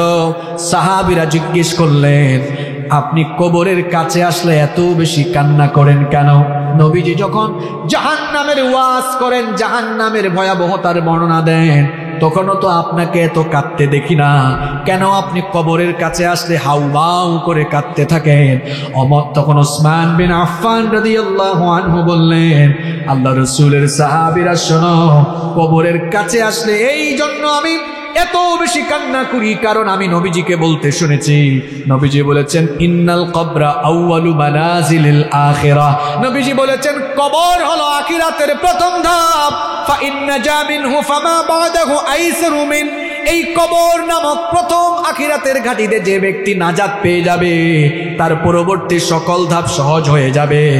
আর এই কবর এটা এমন জায়গা, ওয়া ইল্লাম ইয়ানজু মিনহু ফামা বাদাহু আশাদ্দু মিনহু, এই কবর নামক আখিরাতের প্রথম ঘাটিতে কেউ যদি আটকা পড়ে যায়, তাহলে পরবর্তী সকল ধাপ তার জন্য কঠিন হয়ে যাবে। কারণ নবীজি বলেছেন ইন্নামাল কবরু রাউদাতুম মিন রিয়াদিল জান্নাহ আও হুফরাতুম মিন হুফারিন নার, নবীজি বলেছেন কবর হয় কারো জন্য জান্নাতের বাগান হয়ে যাবে, অথবা কারো জন্য জাহান্নামের আগুনের গর্ত হয়ে যাবে। আমি এই জন্য কবরের কাছে আসলে কাঁদি, যদি আমি কবর থেকে আল্লাহর রহমতে বেঁচে যাইতে পারি, তাহলে কবরের পরে সকল ধাপে আমারে আল্লাহ বাঁচাইয়া দিবে। কবর হলো ইমিগ্রেশনের মতো। আপনারা দেশের বাইরে কে কে সফর করছেন? হাত তুলেন তো। দেশের বাইরে গেছেন? মাশাআল্লাহ, হাত নামান, আপনাদেরকে বুঝাইতে সুবিধা হবে। দেশের বাইরে মানুষ গেলে এয়ারপোর্টে যখন ঢুকেন, ঢুকার পরে প্রথমে কি করেন? প্রথমে বোর্ডিং পাস নেয়, এয়ারলাইন্সের কাউন্টার থাকে না, যে এয়ারলাইন্সের টিকিট কাটছেন আপনি, হতে পারে সৌদি এয়ারলাইন্স, বাংলাদেশ বিমান, ইমারত হতে পারে, কাতার এয়ারলাইন্স হতে পারে, যে যেটা কাটছেন, ওই কাউন্টার থেকে আপনি আপনার বোর্ডিং পাস নেবেন। নেওয়ার পরে আপনি কি করেন? একটা ইমিগ্রেশন ফর্ম থাকে, তাই না? ইমিগ্রেশন ফর্মটা ফিল আপ করে, ইমিগ্রেশন ফর্ম, পাসপোর্ট, ভিসা সব নিয়ে লাইনে দাঁড়াইতে হয়। আপনি বিমানে উঠতে পারবেন না, ওখানে ইমিগ্রেশন পুলিশ আছে। ইমিগ্রেশন আরম্ভ হবে। ইমিগ্রেশন যখন আরম্ভ হবে, তখন আপনি ইমিগ্রেশন পুলিশ অফিসার আপনার পাসপোর্ট, আপনার ভিসা, আপনার প্রয়োজনীয় ডকুমেন্ট নিয়ে ফেলবেন। হয়তো প্রয়োজনে তিনি কিছু প্রশ্ন করতে পারেন। এরপরে আপনার সবকিছু তিনি খতিয়ে দেখবেন। আপনার ভিসাতে যদি ঝামেলা হয় কিংবা আপনার কোনো ডকুমেন্টে ঝামেলা থাকলে তিনি বলবেন ভাই আপনাকে যাওয়ার পারমিশন দিতে পারছি না, অথবা রাষ্ট্রবিরোধী কোনো অভিযোগ থাকলে আপনাকে তো ওখানে আটকাই দেবে, বলবে আপনি চলে যান, বিমানে ওঠার অনুমতি নেই। আর আপনার যদি কাগজপত্র সব ওকে থাকে তো ইমিগ্রেশন অফিসার আপনার পাসপোর্টে সিল দিয়ে বলবে ইউ ক্যান গো নাও, আপনি এখন চলে যেতে পারেন, কোনো অসুবিধা নাই। কবরটা হলো আপনি জান্নাতে যাবেন না জাহান্নামে যাবেন, এর ইমিগ্রেশন সেন্টার হলো কবর। বিদেশে যেতে হলে যেমন ইমিগ্রেশনে ঢুকে পুলিশদের প্রশ্নের সম্মুখীন হওয়া লাগে, কবরে যাওয়ার পরেও ইমিগ্রেশন ফেরেশতা আছে। ইমিগ্রেশন ফেরেশতা দুই ফেরেশতা আপনাকে জিজ্ঞাসাবাদ করবে, দেখি তোমার ভিসা টিসা দেখা, তুমি কোন দলের মানুষ, তুমি ইসলাম না অন্য দলের মানুষ, তোমার আইডেন্টিটি বলো, তোমার নেতার পরিচয় দাও। এই প্রশ্নগুলো আছে না নাই? প্রশ্ন করবে, এই তুমি কোন দলের মানুষ, মা দিন, তোমার দিন কি বলো, তোমার নেতাকে বলো। নবীজিকে দেখিয়ে বলা হবে ইনি কে বলো তো, যাকে তোমাদের হেদায়েতের জন্য পাঠানো হয়েছিল। সারা জীবন যারা নবীর সুন্নাত অনুসরণ করে চলেছে, দেখেই বলবে কেন চিনব না যার প্রতি আমার এত প্রেম, এত মহব্বত, এত ভালোবাসা, ইনি আমার জানের নবী, প্রাণের নবী মুহাম্মদুর রাসূলুল্লাহ সাল্লাল্লাহু আলাইহি ওয়াসাল্লাম। আর যারা সারা জীবন নবীর তরিকা, নবীর সুন্নতের সাথে দুশ্মনী করেছে, নবীর ওয়ারিস আলেমদের সঙ্গে বেয়াদবি করেছে, নবীর তরিকা, নবীর আন্দোলন, নবীর সুন্নাত প্রতিষ্ঠার বিরোধিতা করেছে, কিচ্ছু বলতে পারবে না, কয় লা আদ্রি, আমি জানি না। যেভাবে আপনার কাগজপত্রে ঝামেলা থাকলে ইমিগ্রেশন পুলিশ বলবে এরে বের করে দাও, ঠিক তেমনি কবরে যাওয়ার পরে ইমিগ্রেশনে যদি আপনি আটকা পড়ে যান, এরপরে এমন রিমান্ড আরম্ভ হবে, এমন মাইর আরম্ভ হবে, কিয়ামত পর্যন্ত মাইর খাইতে খাইতে আপনি শেষ হয়ে যাবেন। কবর হলো আখিরাতের প্রথম ঘাঁটি, এটা ইমিগ্রেশন সেন্টার। Immigration centre. কবরে মানুষকে রাখার পরে কি হয় আমরা সেটা দেখি। যখন একজন মরা মানুষকে কবরে আমরা রেখে দিই, নবীজি বলেছেন, বুখারী শরীফের হাদিস, এই হাদিসটা মুসলিম শরীফে বর্ণিত হয়েছে, আনাস ইবনে মালিক রাদিয়াল্লাহু আনহু এই হাদিসটি বর্ণনা করেছেন। তিনি বলেছেন, নবীজি বলেছেন, ইন্নাল আবদা ইযা উদিআ ফি কবরিহি ওয়া তাওয়াল্লা আনহু আসহাবুহু ওয়া ইন্নাহু লা ইয়াসমাউ ফারআনি আলাইহি। যখন কোন লোককে মানুষেরা কবরে রেখে তারপরে চলে যায়, 40 কদম যেতে না যেতে মানুষ যখন কবর থেকে যাওয়া আরম্ভ করে, মরা মানুষটা কবর থেকে জীবিতদের পায়ের জুতা, স্যান্ডেলের আওয়াজ পর্যন্ত শুনতে পায়। কবরে মানুষকে রেখে দেওয়ার পরে এই পৃথিবীতে হচ্ছে দুই দলের মানুষ। আমরা কত দল বানাইছি, এক একজন এক এক দল করি। আর আল্লাহ কোরআনে বলেছেন পৃথিবীতে আর আখেরাতে সব জায়গায় দল হলো মাত্র দুইটা। জুড়ে বলেন কয়টা? একটা হলো আসহাবুল ইয়ামিন, একটা হলো ডানপন্থী দল, আর আরেকটা হচ্ছে আসহাবুশ শিমাল, আরেকটা বামপন্থী দল। ডানপন্থী দল, এই দলটা হলো আল্লাহর দল, রাসূলের দল। বামপন্থী দলটা হলো শয়তানের দল। ডানপন্থী দলটা হলো আল্লাহ আর রাসূলের আনুগত্যের দল। বামপন্থী দলটা হলো শয়তান আর তাগুতের আনুগত্যের অনুসারী। দল মাত্র দুইটা। আল্লাহ কোরআনে বলেছেন, ফারিকুন ফিল জান্নাতি ওয়া ফারিকুন ফিস সাঈর। একটা হলো জান্নাতের দল, একটা জান্নাতের পথ, আর একটা জাহান্নামের পথ। কিসের এত দোলাদলি করেন? যদি আপনি আপনার রবকে চিনেন, রবকে বুঝেন, যদি আপনার অন্তরে চিন্তা চেতনায় এই চিন্তা লালন করেন, এটা যদি ধারণ করেন, আমি আমার রবের কাছ থেকে এসেছি, রবের কাছে ফিরে যাব, তো এত দোলাদলি না করে সরাসরি আল্লাহর হুকুম মেনে আল্লাহর আনুগত্যের অনুসারী হওয়া লাগবে, ঠিক কিনা? কবরে যখন রেখে দেওয়া হবে দুই দল, হয় নেককারদের কাতারে অথবা বদকারদের কাতারে। আমি আমার আলোচনার শেষাংশে চলে এসেছি, এবার শুনেন মূল শিক্ষা নেওয়ার পালা, সবক নেওয়ার পালা আজকের ওয়াজ থেকে। নেককার মানুষ যারা নামাজি, যারা আল্লাহর হুকুম মানে, রাসূলের আনুগত্য করে করে জীবনটাকে পরিচালনা করে, ওই নেককার মানুষগুলোকে কবরে রেখে দেওয়ার পরে ওই নেককার মানুষগুলো কবরের মধ্যে মোট নিয়ামত পাবে 10টা। আমার কথা বুঝে থাকলে গলার আওয়াজ বড় করে বলবেন, নেককার লোকেরা কবরের মধ্যে মোট নিয়ামত পাবে কয়টা? যারা পারবেন মুখস্থ করে ফেলবেন অথবা নোট করে ফেলবেন। নেককার লোকদেরকে কবরে রাখার পরে সে মোট নিয়ামত পাবে 10টা।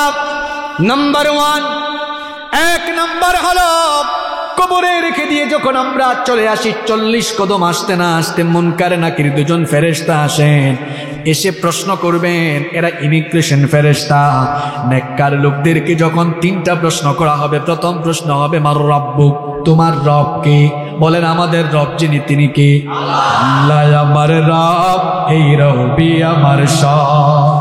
আল্লাহ আমার রব, এই রবি আমার সব। দমে দমে তনু মনে তারি অনুভব। আল্লাহ আমার রব, এই রবি আমার সব। তোমার দুনিয়াতে আমি যেদিকে তাকাই, অতই নিয়ামতে ডুবে আছি সবাই। পাক পাখালির গানে শুনে তসবিহ কলরব, তসবিহ কলরব। আল্লাহ আমার রব, এই রবি আমার সব। আল্লাহ আমার রব, এই রবি আমার সব। বলেন আল্লাহু আকবার। ফেরেশতা যখন নেককার লোকটাকে বলবে মার রাব্বুক, তোমার রব কে?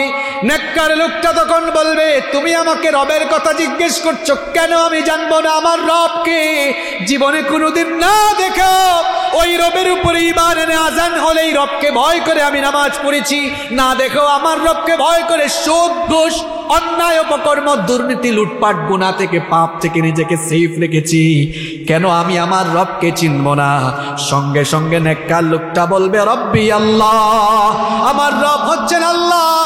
এরপরে 2 নম্বর প্রশ্ন হবে মা দীনুকা, তোমার দিন কি? নেককার লোকটা বলবে দীনি আল ইসলাম। এরপরে 3 নম্বর প্রশ্ন করা হবে মান নবিয়ুকা, তোমার নবীকে? অথবা বলা হবে নবীজির চেহারা মোবারক দেখিয়ে বলা হবে মা হাযার রাজুলু আল্লাযী বুইসা ফীকুম, যাকে দেখছো ওনাকে তোমাদের প্রতি প্রেরণ করা হয়েছিল, তুমি কি তাকে চিনো নাকি?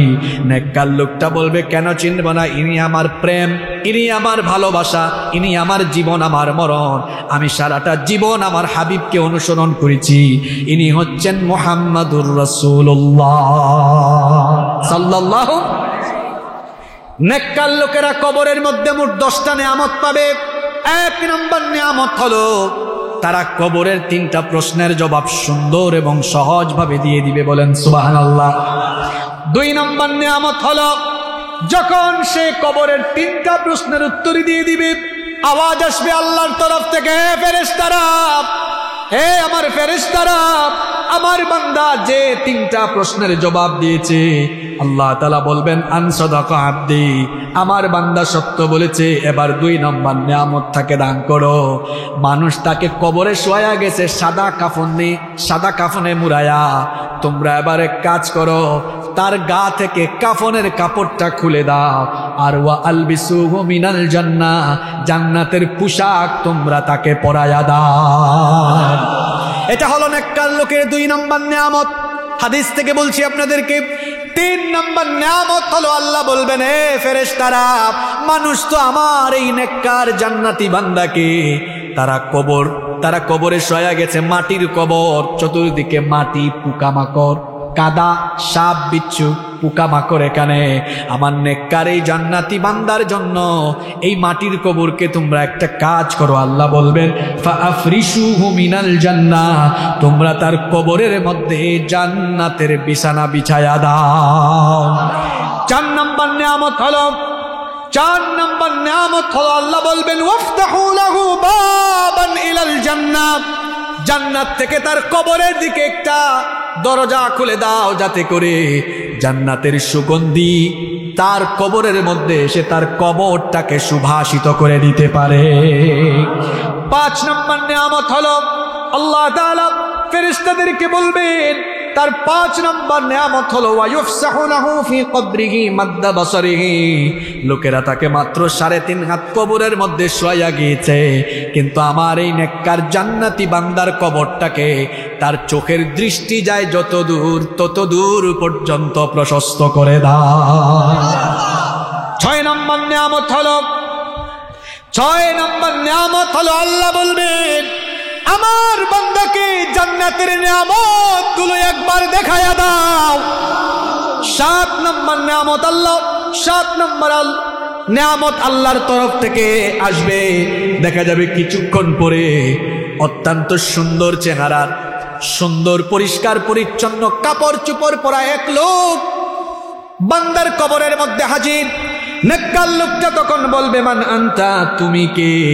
তখন ওই সুন্দর সুশ্রী চেহারা ওই সুন্দর লোকটা তখন বলবে, আল্লাহর বান্দা, তুমি আমাকে চিনো না, আমি হচ্ছি তোমার আমলে সালেহ, আমি তোমার নেক কাজ, আমি তোমার নামাজ, আমি তোমার রমজানের রোজা, আমি তোমার ভালো কাজ, আমি তোমার দিন কায়েমের আন্দোলন, আমি তোমার সারা জীবনের সমস্ত নেক কাজ, তোমার সারা জীবনের সমস্ত নেক আমলগুলোকে আল্লাহ তাআলা এই অবস্থা ধারণ করিয়ে তোমাকে সুসংবাদ দেওয়ার জন্য আমাকে আল্লাহ পাঠিয়েছেন।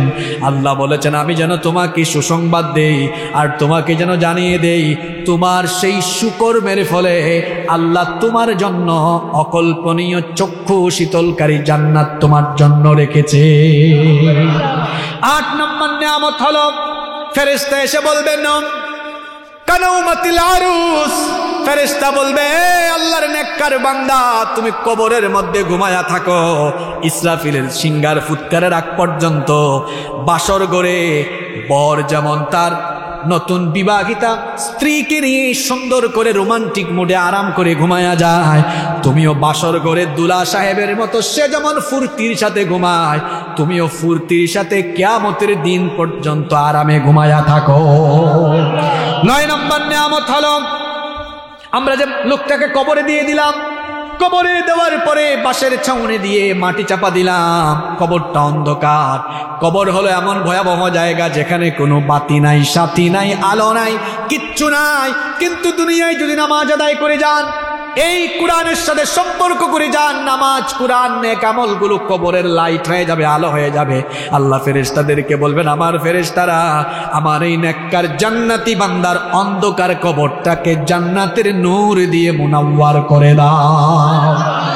10 নম্বর নিয়ামত হলো, বান্দা ঘুমায়া থাকবে আর প্রত্যেক দিন সকাল সন্ধ্যায় তাকে স্বপ্নের মধ্যে তার চূড়ান্ত গন্তব্য জান্নাত দেখায়া বলা হবে, হাদা মাকআদুকা হাত্তা ইয়াবআসাকাল্লাহু ইলা ইয়াউমিল কিয়ামাহ। ও আল্লাহর বান্দা শোনো, তোমার জন্য আল্লাহ এই সুন্দর জান্নাত রেখেছেন। এই যে 10টা নিয়ামত, এই 10টা নিয়ামত পাবে নেককার লোকেরা, আল্লাহ তাদের কাতারে আমাদেরকে শামিল করে দাও। আরো আস্তে বলেন আমিন। নেককাররা কবরের মধ্যে নিয়ামত পাবে মোট 10টা, আর পক্ষান্তরে তার বিপরীতে বদকার লোকেরা আজান হলে নামাজে যায় না। বেনামাজি লোক বলেন তো আমাদের সমাজে আছে না নাই? আজান হলে নামাজে যায় না, সুদি কারবার করে, ঘুষের কারবার করে, দুর্নীতি করে, লুটপাট করে, জুলুম করে, রাহাজানি করে, অন্যায় করে, গুনাহ করে, পাপ করে, পাপের সাথে সংশ্লিষ্ট, গুনাহের সাথে সম্পৃক্ত, এরকম পাপ করে করে, গুনাহ করে করে, পাপী অবস্থায়, গুনাহগার অবস্থায়, নাফরমান অবস্থায় যখন কোনো মানুষ মৃত্যুবরণ করে কবরে চলে যায়, কবরে যাওয়ার পরে তার উপরে মোট 10টি ভয়াবহ পরিস্থিতির অবতারণা ঘটবে। কথা বুঝে থাকলে সবাই বলেন তো, বদকার লোকেরা কবরের মধ্যে মোট কয়টা ভয়াবহ পরিস্থিতির সম্মুখীন হবে?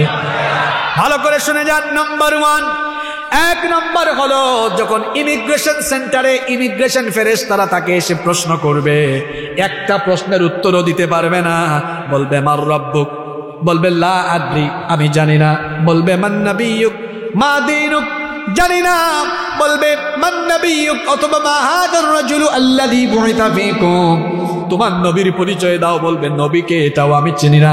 কেমনে চিনবে? কারণ সারাটা জীবন তো নবী রাসূলদের ওয়ারিস, আলেম উলামা দেখলেই তার ভেতরে অটোমেটিক চুলকানি।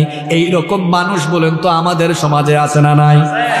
হুজুর দেখতে পারে না, আলেম দেখতে পারে না, আলেম দেখলেই তার কাছে জঙ্গি জঙ্গি লাগে, অপরাধী অপরাধী লাগে। এখন আমরা বর্তমানে এমন এক জামানায় বাস করছি, এখন অপরাধীগুলো নিরপরাধী আর নিরপরাধ মানুষগুলো অপরাধী হয়ে বসে আছে।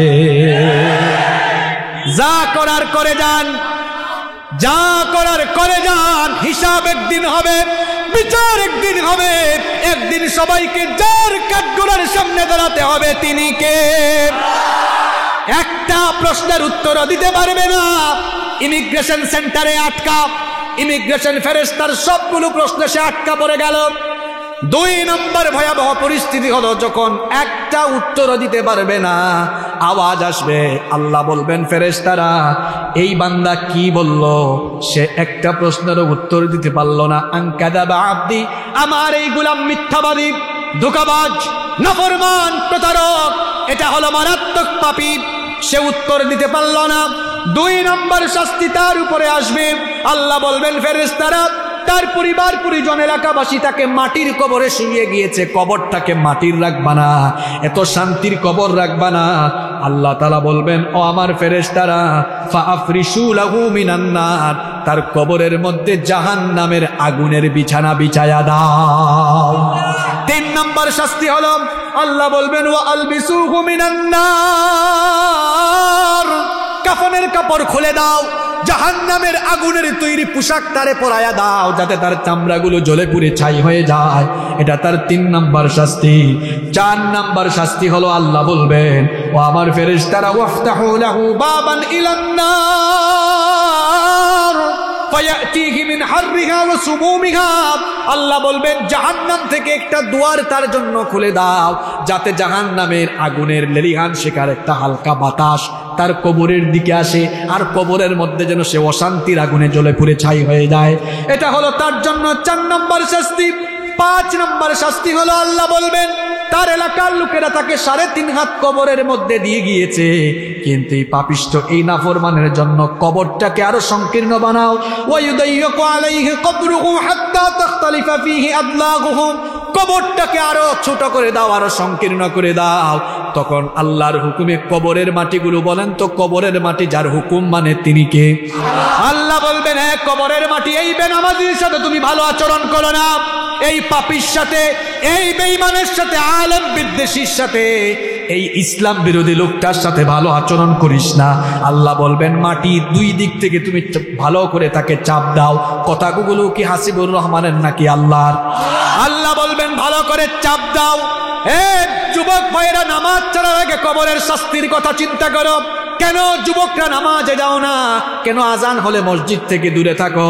প্রযুক্তির অপব্যবহার করে আজকে যে যুবকরা গুনাহ করো, গুনাহ করার আগে চিন্তা করো, পাপ করার আগে এই কবরের ভয়াবহতার কথা মাথায় আনো। কলিজার টুকরা ভাইয়েরা, কবর আমাদের সামনে, পাপী অবস্থায় কবরে গেলে শাস্তির সম্মুখীন হতে হবে বলেছেন কি আল্লাহ? কবরের মাটিকে বলবেন 2 দিক থেকে এমন ভাবে চাপ দাও, যখন কবরের মাটি 2 দিক থেকে এসে তাকে চাপ মারবে, এক পাশের হাড্ডিগুলো, পাঁজরগুলো আর এক পাশের পাঁজরের সাথে এভাবে ঢুকে যাবে। এই রকম তার উপরে অবর্ণনীয় নির্যাতন চলবে। 6 নম্বর শাস্তি হলো কিছুক্ষণ পরে তার কবরের মধ্যে বিশ্রী কুৎসিত চেহারার দুর্গন্ধযুক্ত কাপড় পরিহিত বিশ্রী চেহারার একজন কবরের মধ্যে আরোহণ করবে, কবরের মধ্যে আগমন করবে। তখন পাপী লোকটা বলবে তুমি আবার কে? তোমার চেহারা এত কালো কেন? আর গায়ের মধ্যে এত দুর্গন্ধযুক্ত কাপড় চোপড় কেন? বলবে তুমি আমারে চিনো না, আমি তোমার বেনামাজির আমল, আমি তোমার নামাজ ছেড়ে দেওয়ার আলো আমল, আমি তোমার মাদক, আমি তোমার জুয়া, আমি তোমার সুদ, আমি তোমার ঘুষ, আমি তোমার দুর্নীতি, আমি তোমার ভূমি দখল, আমি তোমার মানুষের হক নষ্ট করা, আমি তোমার সমস্ত বদ আমল, এই রূপ ধারণ করে দিয়ে আল্লাহ আমাকে আদেশ দিয়েছেন তোমাকে যেন জাহান্নামের ভয়াবহ আযাবের দুঃসংবাদ দে। এইরকম করে তার জন্য 6 নম্বর ব্যবস্থা থাকবে। তার নেক আমলগুলো এইরকম, তার বদ আমলগুলো বদ সুরত ধারণ করে তাকে দুঃসংবাদ দিবে। 7 নম্বর হলো তার কবরের মধ্যে এমন একজন ফেরেশতাকে নিয়োগ করা হবে, তার কবরের মধ্যে এমন একজন নির্দয়, এমন একজন নির্দয়, নির্মম এবং নিষ্ঠুর ফেরেশতা নিয়োগ করা হবে। ওই ফেরেশতা হাতের মধ্যে একটা হাতুড়ি নিয়ে তাকে এমন ভাবে পিটাবেন, আল্লাহর নবী বলেছেন ওই হাতুড়ি দিয়ে ওই ফেরেশতা যদি দুনিয়ার কোনো উঁচু পাহাড়কে একটা বাড়ি দেন, সঙ্গে সঙ্গে পাহাড়গুলো ধুলাবালির মতো উড়ে যাবে। আল্লাহু আকবার! এইরকম ফেরেশতা লোহার হাতুড়ি দিয়ে ওই বদকার পাপিষ্ঠ লোকটাকে প্রহার করতে থাকবে। এমন ভাবে রিমান্ড আরম্ভ হবে। ওই ফেরেশতার বর্ণনা নবীজি দিয়েছেন, ওই ফেরেশতা কথা বলতে পারে না, চোখে দেখে না, কানেও, জুড়ে বলেন, কথা বলতে চোখে কানে, কি নির্দয়! কি নির্মম, কি নিষ্ঠুর। মারার পরে দেখবে না এর অবস্থা কি হলো, কারণ চোখে মারার পরে যদি আহ করে শুনবেও না, কারণ কথাও বলবে না, কথা ছাড়া মায়ের, কারণ বুবা তো কথা বলতে। এমন ফেরেশতা এখন দুনিয়ায় যা মন চায় বাহাদুরি করো।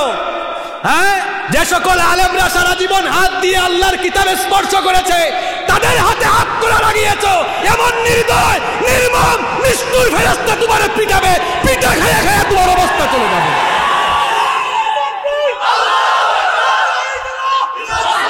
কি নির্দয়, কি নির্মম, কি নিষ্ঠুর নির্যাতন। চোখে কথা কন না কেন, চোখে কানে কথা বলতে আহারে, কথা ছাড়া মায়, কথা ছাড়া। আপনি তো কথা বইলা মারেন, এটা কথা ছাড়াই। কি জাতের হাতুড়ে আর কি জাতের শক্তিশালী ফেরেশতা। ফেরেশতা কি আমার আপনার কসিমউদ্দিন আর সলিমউদ্দিনের মতো শক্তি?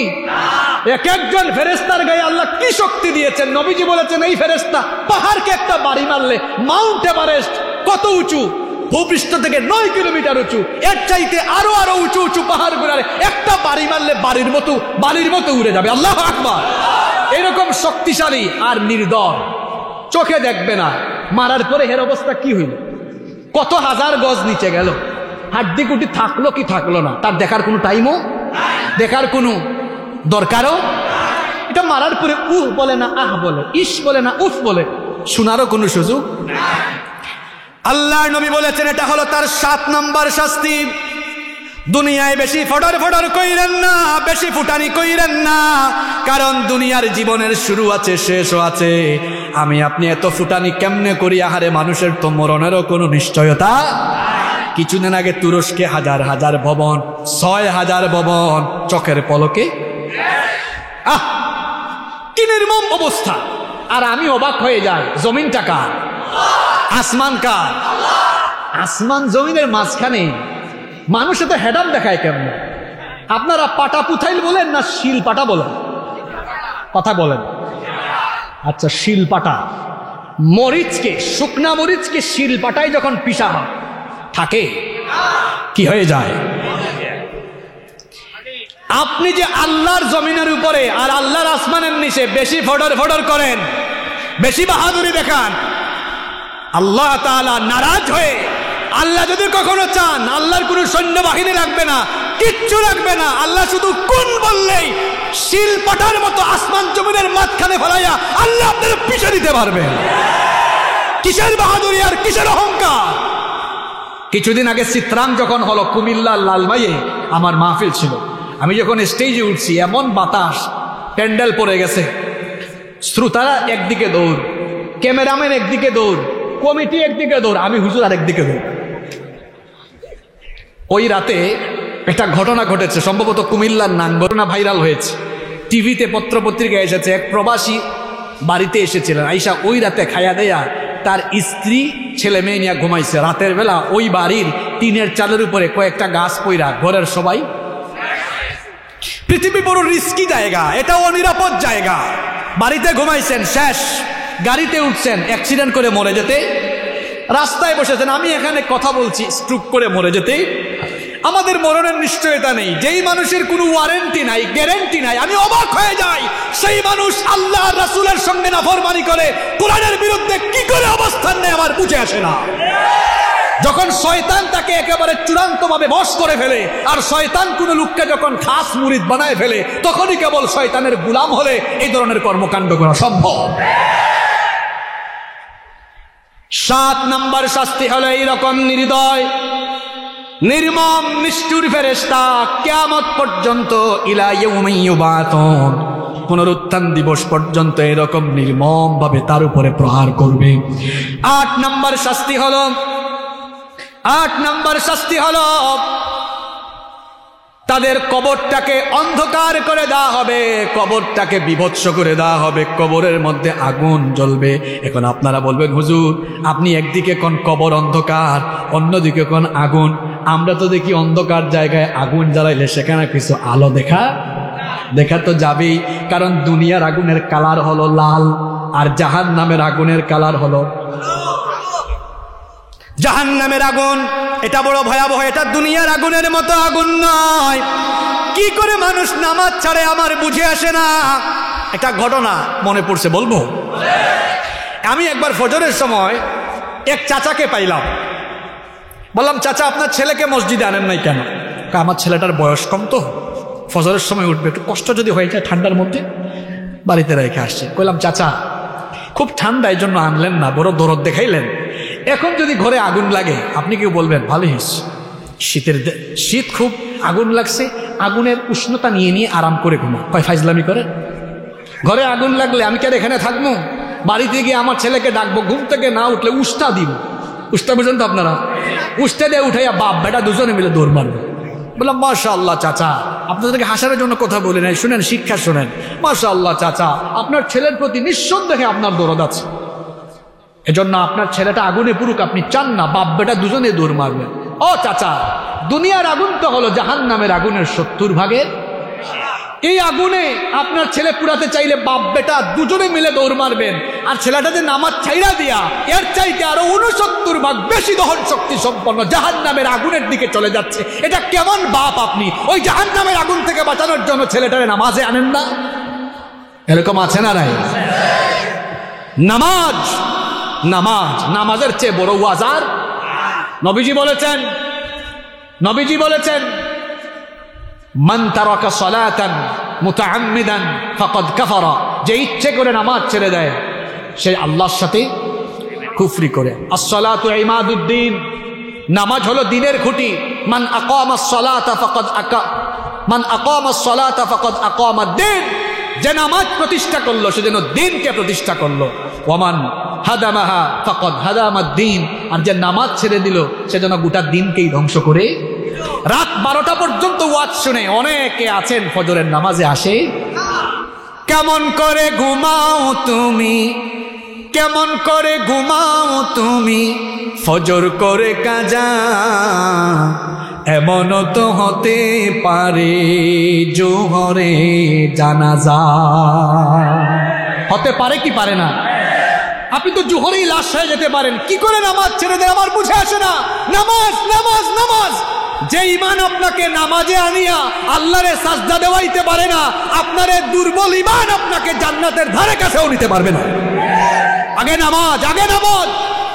আমার কলিজার টুকরা যুবক তরুণ ছাত্র ভাইদেরকে বলবো, ভাইরে এই জুয়ান বয়সই হলো নামাজের বয়স, কারণ বুড়া হয়ে গেলে টেম্পার শেষ। মাজায় ব্যথা, কোমরে ব্যথা, হাঁটুতে ব্যথা, ঠিক মতো রুকু দেওয়া যায় না, সাজদা দেওয়া যায় না, একটু রুকু দিতে গেলে কোমরে ব্যথা, দিতে পারে না, বসে পড়ে, দাঁড়াইতে পারে না। আর এখন ফিজিক্যালি ফিট, এখন নামাজে লম্বা রুকু, লম্বা সাজদা, লম্বা সময় নামাজ পড়ে আমার আল্লাহকে খুশি করে দেওয়া যাবে, ঠিক কিনা? এজন্য যুবকের ইবাদতকে পছন্দ করেন কে? যুবক ভাইরা, এখনই সময় নামাজে যাও, সামনের কাতার তোমরা দখল করে নাও। বুখারী, মুসলিম, তিরমিজি বিখ্যাত হাদিসের 3 গ্রন্থে হাদিস এসেছে। নবীজি বলেছেন, 7 শ্রেণীর মানুষকে আমি কিয়ামতের দিন আরশের ছায়ায় ডেকে ডেকে জায়গা দিব। তার মধ্যে 1 শ্রেণীর মানুষ হলো ওয়াশাবুন নাশাআ ফি ইবাদাতিল্লাহ, যে যুবক তার যৌবনকাল আল্লাহর গোলামি করে আল্লাহকে সাজদা দিয়ে কাটিয়েছে। সুবহানাল্লাহ। যুবক ভাইয়েরা, এই জন্য আজান হলে চলে যাব কোথায়? রাজি আছেন তো? 8 নম্বর শাস্তির কথা বলছিলাম। কবরটাতে, কবর অন্ধকার হয়ে যাবে, জাহান্নামের আগুন জ্বালায় দেওয়া হবে। জাহান্নামের আগুন বড় অন্ধকার। এখানে সবগুলো লাইট যদি বন্ধ করে দেওয়া হয় তাহলে এই জায়গাটা অন্ধকার হয়ে যাবে। এরপরে কিছু খড় এনে, আপনারা খড় বলেন না খের বলেন, তা খের এনে তারপর যদি দিয়াশলাই দিয়ে আগুন ধরায়, দেখা যাবে লাল আগুনের কিছু কিছু আবসা আবসা আলো সব দিকে চলে যাবে। কিন্তু জাহান্নামের আগুন এত ভয়াবহ, এই রকম আলোকিত জায়গায় যদি জাহান্নামের আগুন জ্বালিয়ে দেওয়া হয় তাহলে আলোকিত জায়গাটা ভয়াবহ কুৎসিত অন্ধকার হয়ে যাবে। আল্লাহু আকবার। 8 নম্বর শাস্তি হলো পাপী তাপীদের কবরের মধ্যে জাহান্নামের আগুন জ্বালায়া দিয়া এরপরে তাদের কবরটাকে আরো বেশি অন্ধকার করে দেওয়া হবে। 9 নম্বর শাস্তি হলো, যার পাপ যেমন কবরের মধ্যে তার শাস্তিও শুরু হবে তেমন। সুদখোরের জন্য একরকম শাস্তি। অনেক মানুষ সুদ খায়। কিসের জন্য এত সুদ খাইতে আপনার মন চায়? সুদের 70টারও বেশি গুনাহ আছে। এর মধ্যে সর্বনিম্ন গুনাহ হলো নিজের মায়ের সঙ্গে জিনা করা। যে ব্যক্তি সুদ খায় এটা মানুষের কোনো জাত না, এ মুসলমান হওয়া দূরের কথা, এটা মানুষেরও জাত না। কারণ যে সুদ খায় সে তার জন্মদাতা মায়ের সঙ্গে জিনা করার সমপরিমাণ পাপ সে অর্জন করে ফেলে, নাউজুবিল্লাহ। এই জন্য বলেছি সুদখোরগুলো এখনো মানুষের কাতারেও আসে না, এগুলো অমানুষের জাত। সুদ খাওয়া, ঘুষ খাওয়া, যে যে অপরাধ করবে অপরাধ যেমন শাস্তি হবে, তেমন 10 নম্বর ভয়াবহ অবস্থা হলো সকাল সন্ধ্যায় তাকে বলা হবে হাদা মাকআদুকা হাত্তা ইয়াবআতাকাল্লাহু ইলা ইয়াউমিল কিয়ামাহ। তাকে বলা হবে হে পাপী, হে বদকার, কিয়ামত পর্যন্ত এই রকম শাস্তি তুমি আস্বাদন করো, উপভোগ করো, কারণ এরপরে তোমাকে জাহান্নামে আবারও ভালো করে তোমাকে আযাব দেওয়া হবে। এই যে বদকারদের 10টা শাস্তি, এই শাস্তি থেকে আমাদের সবার বেঁচে থাকার দরকার আছে না নাই? আরো জোরে বলেন, বাঁচার দরকার আছে না নাই? বাঁচবেন কেমনে? শেষ একটা হাদিস শোনাই, কি করে আপনার বাঁচবেন। কবরের শাস্তি থেকে বাঁচার জন্য দুনিয়াতে আজান হলেই নামাজ। একটা সুন্দর হাদিস আপনাদেরকে শোনাই, তবরানের বিশুদ্ধ সনদে এই হাদিসটা বর্ণিত হয়েছে। নবীজি বলেছেন, যখন কোনো নেককার লোকটাকে, যখন কোনো মানুষকে কবরে রাখা হয়, যদি লোকটা মুমিন হয়, ফা ইন কানা মুমিনান, যদি লোকটা মুমিন হয়, আমার দিকে তাকান, হাদিসটা মন দিয়ে শোনেন। যখন কোনো মানুষকে কবরে শুইয়ে দেওয়া হয়, ফা ইন কানা মুমিনান, যদি সে মুমিন হয়, কানাতিস সালাতু ইনদা রাসিহি, তার মাথার পাশে নামাজ এসে হাজির হয়। ওয়া কানাস সিয়ামু আন ইয়ামিনি, রোজা এসে ডান দিকে হাজির হয়ে যায়। ওয়া কানাতিজ যাকাতু আন শিমালি, যাকাত তার বাম দিকে এসে হাজির হয়ে যায়। ওয়া কানা ফি'লুল খায়রাতি মিনাস সাদাকাতি ওয়াস সিলাতিল মা'রুফি ওয়াল ইহসানি ইলান নাসি ইনদা রিজলাই, তার পায়ের দিকে তার দান সদকা, তার আত্মীয়তার সম্পর্ক, নেক আমল সবগুলো এসে পায়ের দিকে হাজির হয়ে যায়। মাথার দিকে নামাজ, ডান দিকে রোজা, বাম দিকে যাকাত, পায়ের দিকে নেক আমল, চতুর্দিকে নেক আমল, অন্যদিকে কোরআনও আসে। এসে কোরআনওয়ালা লোকের জন্য মাটিকে সাবধান করে, কবরের মাটি সাবধান। নামাজও বলে কবরের মাটি সাবধান, রোজাও বলে কবরের মাটি সাবধান। সমস্ত নেক আমল একসাথে বলে কবরের মাটি তুই সাবধান। এই আল্লাহর বান্দা, ইমানদার, মুমিন, নামাজি, মুত্তাকি, পরহেজগার, খবরদার কবরের মাটি আল্লাহর এই বান্দার সঙ্গে তুই বেয়াদবি করবি না।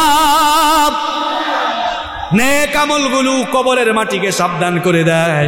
তো আমি আর আপনি, আমরা যদি এই দুনিয়ার জীবনে নামাজ আদায় করে, নেক আমল করে, কোরআনের সাথে থেকে কোরআনওয়ালা হয়ে যেতে পারি, তাহলে কবরের মাটি আমাদের সঙ্গে কোনো খারাপ আচরণ করতে পারবে। এজন্য আজান হলে নামাজ, মুআমালাত ঠিক করেন, মুআশারাত ঠিক করেন, কথাবার্তা, চলনে বলনে সব জায়গায় নিজের ভেতরে মুমিনের স্বভাব ফিরায় আনেন। উপার্জনের ভেতরে হারাম ঢুকাবেন না। মনে রাখবেন, যারা হারাম খায় কোনো ইবাদত করলে ইবাদত যিনি কবুল করবেন না তিনি কে? ইবাদত কবুলের পূর্ব শর্ত হলো হালাল খাওয়া। এই যে সামনে রমজান মাস এসেছে, রমজান মাসে সাহরি খাইয়া রোজা রাখবেন, ইফতারও করবেন। এখন আপনি যদি হারাম টাকা ইনকাম কইরা এরপরে সাহরি খান, ইফতার খান, হারাম খাইয়া রোজা রাখবেন, তাহাজ্জুদ করবেন, 5 ওয়াক্ত নামাজ পড়বেন, তারাবিও পড়বেন, মনে রাখবেন যতক্ষণ না হালাল খাবেন, হারাম বাদ দিয়ে হালালের দিকে আসবেন, ততক্ষণ পর্যন্ত আপনার নামাজ, রোজা, হজ, যাকাত কোনো ইবাদত আল্লাহর কাছে কবুল হবে। হারাম ছেড়ে দেন, উপার্জন ঠিক করেন। মনে রাখবেন, হারামের ভেতরে কোনো আরাম পাওয়া যায়। যারা মানুষের জায়গা জমি দখল করে, ভূমিখুরদেরকে বলতে চাই, তোর কত জায়গা দরকার? তোর জন্য জায়গা আছে মাত্র 3.5 হাত। এত জায়গা তোর দখল করা লাগে কেন? তুই আজকে মরে দেখ, তোর জন্য 3.5 হাতের বেশি জায়গা নাই। যারা অন্যায় করেন, অপকর্ম করেন, যারা হারাম পন্থায় উপার্জন করেন, তাদেরকে বলছি আল্লাহর কসম, হারামের ভেতরে আপনি কোনো আরাম পাবেন? বহুত টাকার মালিক হবেন, টাকাগুলা থাকবে না। দেখা যাবে আল্লাহ এমন একটা রোগ দিবেন, বাংলাদেশে চিকিৎসা নাই। মাউন্ট এলিজাবেথে আর সিঙ্গাপুরে গিয়ে হারাম টাকাগুলো ডাক্তারদেরকে বিদেশে দিয়ে আসা লাগবে। এগুলা আপনি উপভোগ করতে পারবেন? ঘরের মধ্যে বউ পাগল হয়ে যাবে, বউ দেখবেন অন্যদিকে চলে যাবে, ছেলে মেয়ে পঙ্গু হয়ে যাবে। ঘটনাটা বলতে চাই না, কিছুদিন আগে একজনের সাথে আমার দেখা হয়েছে, সরকারি চাকরি করে। একটা অফিসে আমি গিয়েছিলাম কোনো একটা কাজে, যাওয়ার পরে আমারে জড়ায় ধরছে, কই হুজুর আমি আপনাকে খুব মহব্বত করি, আপনার ওয়াজ শুনে। বললাম ভালো কথা। কয় হুজুর বসেন একটু চা খান। তার পিয়ন এবং তার আশেপাশে যারা ছিল সবাইকে বের করে দিয়েছে, দরজা বন্ধ করে দিয়েছে, দরজা বন্ধ করে দিয়েছে। আমি বললাম ভাই দরজা বন্ধ করলেন কেন? কয় হুজুর দরজা বন্ধ করেছি এর একটা কারণ আছে, কিছু পার্সোনাল কথা আপনার সাথে শেয়ার করতে চাই। আমি পার্সোনাল কথাগুলো কারে বলবো, লজ্জা লাগে, বলতেও পারি না, কি করব বুঝতেছি না। মনে মনে ভাবলাম আজকে আপনারে লজ্জা ভেঙে বলেই ফেলবো। বললাম ভাই বলেন, নির্দ্বিধায় বলেন। এরপরে লোকটা তার এমন একটা রোগের নাম শোনালো, রোগের নামটা বলছি না, এমন একটা রোগ প্রতিটা সেকেন্ডে সেকেন্ডে কষ্ট পায় কিন্তু মানুষকে বলতে পারে না।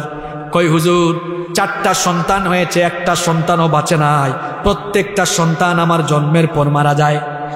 এই যে আমি চাকরি করি, এত টাকা কামাই, মনে শান্তি নাই, দিলে শান্তি নাই, আরাম পাই না। এতগুলো টাকা, এত ধন সম্পদ, এত সুন্দর বাড়ি, আমার 4টা সন্তান হয়েছে। সত্য ঘটনা আমি আপনাদেরকে শোনাইতেছি, কিছুদিন আগের ঘটনা।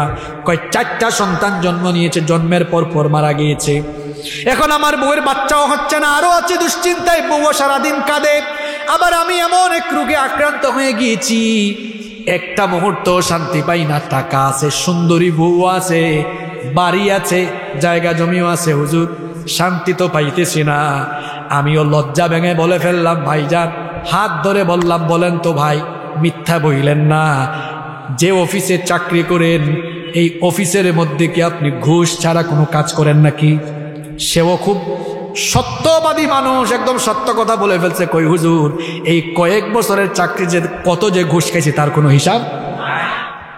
আমি বললাম ভাই এখন তওবা করেন, তওবা করে আপনি সুদ ঘুষ ছাইরা দেন। আপনার বউয়ের বাচ্চা হয় না তো কি হয়েছে? আপনি কি জাকারিয়া আলাইহিস সালামের কাহিনী জানেন না? বৃদ্ধ বয়সে আল্লাহ তাকে সন্তান দিয়েছেন। আপনি কি সাইয়েদনা ইব্রাহিম আলাইহিস সালামের কাহিনী জানেন না? 86 বছর বয়সে আল্লাহ তাকে সন্তান দিয়েছেন। আপনি কি মারিয়াম আলাইহিস সালামের কাহিনী জানেন না? স্বামী ছাড়া ওই মহিলার পেটে বাচ্চা দিয়েছেন কে? আপনি এই হারাম উপার্জন ছেড়ে দেন, দেখবেন আল্লাহ আপনাদেরকে সন্তান দিবেন। আর যে কঠিন রোগে আপনি আক্রান্ত, ভাইরে হতাশ হইয়েন না। কারণ আইয়ুব আলাইহিস সালাম 18 বছর তিনি অসুস্থ ছিলেন, গোটা শরীর পচে গিয়েছিল, তার মাংসগুলো খসে খসে পড়া আরম্ভ হয়েছিল। আইয়ুব নবীকে এই দুরারোগ্য ব্যাধি থেকে যিনি শিফা দিয়েছিলেন তিনি কে? ও ভাই আপনি হারাম ছাইরা দেন, দেখবেন হারাম ছাইরা দিলে মনেও শান্তি পাবেন, এরপরে দেখবেন আপনার রোগটাও ভালো হয়ে যাবে।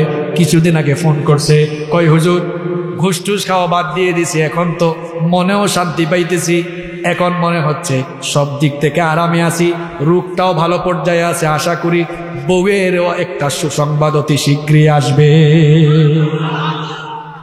লোকটার নাম বললাম না, সে তো ইউটিউবে যদি শুনে ফেলে।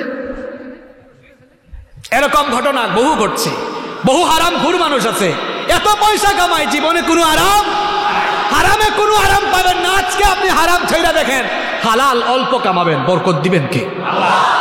ইবাদতের আগে হালাল উপার্জন করেন, কারণ হারাম খাইয়া কোনো ইবাদত কবুল হবে না। আর আমলকে ঠিক করে ফেলেন। বিশেষ করে যুবকদেরকে বলছি, যুবক ভাইয়েরা চরিত্রটা সুন্দর করে ফেলো, মেয়েদের পেছনে দৌড়াইও না, নিজের চরিত্রটাকে ডেভেলপ করো, উন্নত করো, নিজের চরিত্রকে সমৃদ্ধ করো। তোমাদের জন্য জান্নাতটা কত সহজ শোনো যুবকরা, শোনো। বুখারীর হাদিসে নবীজি বলেছেন, মাইয়াতমাল্লি মা বাইনা লাহিয়াইহি ওয়া রিজলাইহি আতমানু লাহুল জান্নাহ। নবীজি বলেছেন, যে ব্যক্তি তার দু চোয়ালের মধ্যবর্তী জায়গা অর্থাৎ জিহবা আর দু অরুর মধ্যবর্তী জায়গা অর্থাৎ লজ্জাস্থান, এই লজ্জাস্থানের অপব্যবহার না করে অর্থাৎ জিনা না করে যারা নিজের চরিত্রের জিম্মাদারি গ্রহণ করবে, নবীজি বলেছেন কাল কিয়ামতের দিন আমি নবী নিজে তার জন্য জান্নাতের জিম্মাদার হয়ে যাব। হারাম উপার্জনে যেমন আরাম নাই, হারাম রিলেশনেও আরাম নাই। জিএফ বানাইছো যারা, এগুলা ছেড়ে দাও, ফিরে আসো আল্লাহর পথে, তওবা করো। যারা পর্নোগ্রাফিতে অ্যাডিক্টেড হয়েছে তওবা করো, রাতের বেলা ফোন হাত থেকে রেখে দাও। অনেক যুবকরা ব্লু ফিল্ম পর্নোগ্রাফিতে আক্রান্ত, আসক্ত, প্রযুক্তির অপব্যবহার করে আজে বাজে ভিডিও দেখো। ভাইরে আল্লাহকে ভয় করো। তুমি যখন রাতের বেলা একা রুমে ঘুমাও, তোমার একা রুমের কাজ কারবার তোমার মা বাপ ভাই বোন কেউ দেখে না, একজন সব দেখেন, তিনি কে? এটার নাম আল্লাহর